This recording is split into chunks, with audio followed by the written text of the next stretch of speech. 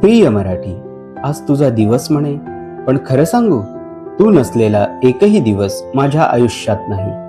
पहिल्यांदा आई म्हटलं तो स्वर तुझा, पहिल्यांदा दुखतंय म्हटलं ती वेदना तुझी, आणि पहिल्यांदा स्वतःला सांगितलं मला जमतं ती हिम्मतही तुझीच.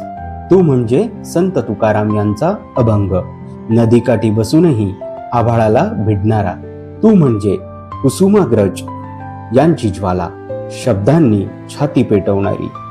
तू म्हणजे पु ल देशपांडे यांचं हलकसं हसू, हसताना डोळ्यात पाणी आणणार.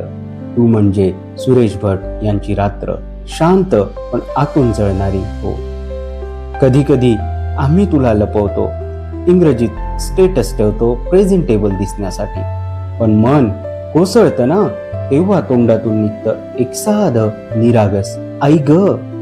मराठी, तुला वाचवायचं नाही, तुला जगायचं आहे.